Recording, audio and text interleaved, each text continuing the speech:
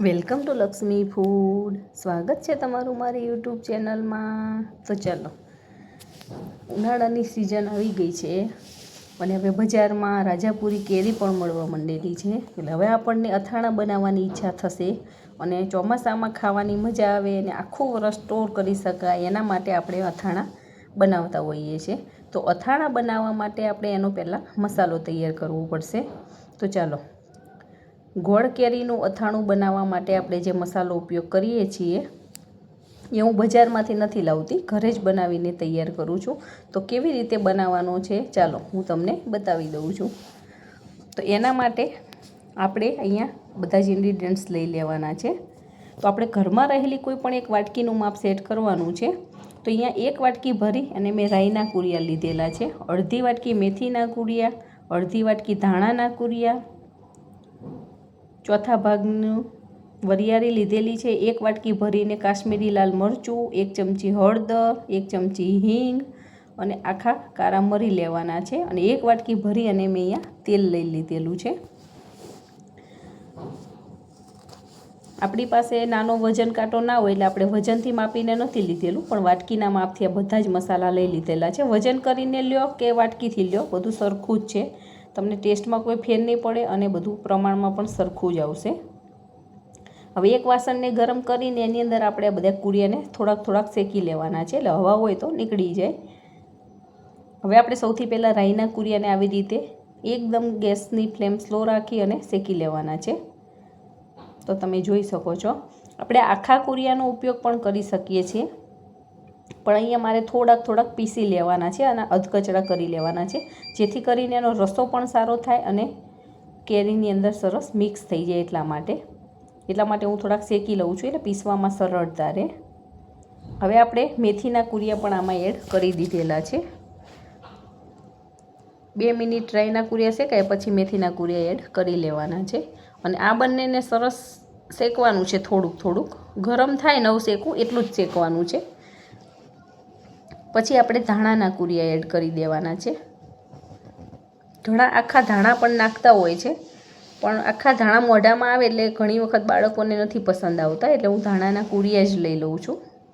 અને તમને પસંદ હોય તો તમે આખા ધાણા પણ વઘારમાં નાખી શકો છો. તો આવી રીતે સરસ ચલાવતા જઈને શેકી લેવાનું છે અને લાસ્ટમાં આપણે એની અંદર વરિયાળી લઈ લેવાની છે. આવી લીલી વરિયાળી આવે, આમ સૂકી વરિયાળી પણ કલરમાં લીલી એ વરિયાળી આપણે લઈ લઈએ છીએ અને બધું સરસ મિક્સ કરી અને શેકી લેવાનું છે. શેકી એટલે એની સુગંધ બહુ જ સરસ આવતી હોય છે. તમે મારી વિડીયોમાં લાસ્ટ સુધી બને રહેજો અને દરેક ટ્રીકને ફોલો કરજો, તો તમારો પણ આ અથાણાનો મસાલો સરસ મજાનો બનીને તૈયાર થશે.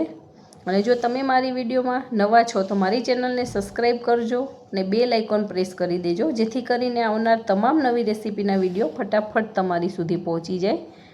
હવે બધું શેકાઈ ગયું છે અને આપણે એક બાઉલમાં કાઢી અને ઠંડુ થવા માટે મૂકી દેવાનું છે. પછી એને પીસી લેવાનું છે. થોડુંક સરસ ઠંડુ થઈ જાય હાથેથી પકડે એટલું, પછી આપણે એને પીસી લઈશું. તો એક મિક્સર જારની અંદર આ બધું વસ્તુ એડ કરી અને 2 થી 3 વખતે ચાલુ બંધ કરી અને આપણે આવું અધકચરું પીસી લેવાનું છે. આનો સાવ પાવડર કે એકદમ ભૂકો નથી કરી લેવાનો, પણ મોટા દાણા હોય થોડાક નાના થઈ જાય એટલું આપણે પીસી લેવાનું છે. તમે જોઈ શકો છો, આપણે બારીક પાવડર નથી કરેલો. હવે એને એક બાઉલમાં કાઢી અને આવી રીતે પોળું સરસ કરી લેવાનું છે આવા શેપમાં. હવે બીજા ઇન્ગ્રીડિયન્ટ્સ આપણે જે ઉમેરવાના છે આની અંદર એડ કરી લઈશું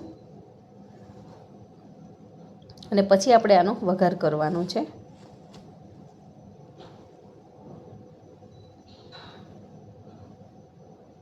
હવે આની અંદર આપણે 1 ચમચી હિંગ લઈ લેવાની છે. અથાણાની અંદર હિંગનો ટેસ્ટ બહુ જ સરસ આવતો હોય છે. એકદમ સ્ટ્રોંગ હિંગ હોય એ આપણે વાપરવાની છે. અહીંયા મેં ક્રિષ્નાની હિંગ લીધેલી છે અને થોડાક આખા કાળા મરીના દાણા લીધેલા છે અને 1 ચમચી આવી રીતે હળદર નાખી દેવાની છે. હવે આપણે તેલને જે ગરમ કરી દીધું હતું એ તેલ આપણે આમાં એડ કરી લેવાનું છે. તેલને મેં ગરમ કરી અને થોડુંક ઠંડુ થવા દીધું છે. એકદમ ઉકળતું તેલ આમાં નથી નાખવાનું.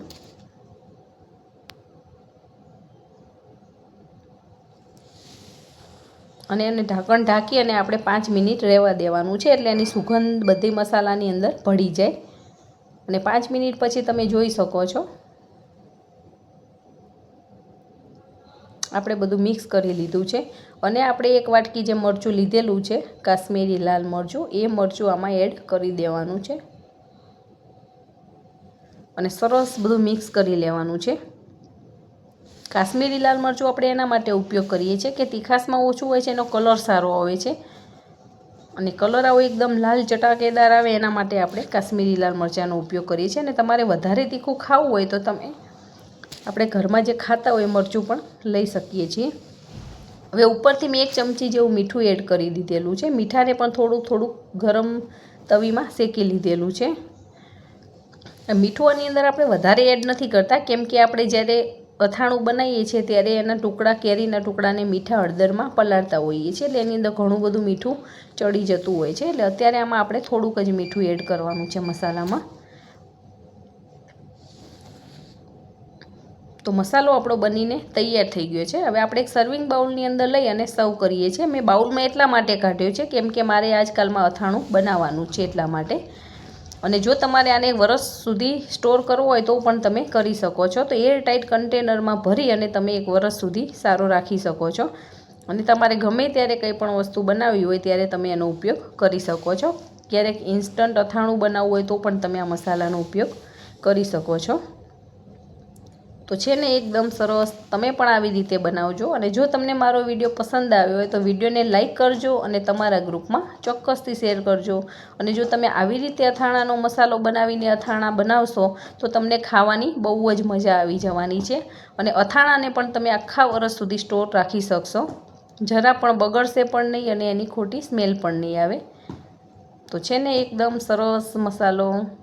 આની અંદર મેં સિંગ તેલનો ઉપયોગ કરેલો છે। સિંગ તેલને ગરમ કરીને ઠંડુ પાડીને આની અંદર એડ કરવાનું છે। તો તમે પણ બનાવો અને એન્જોય કરો। Thank you.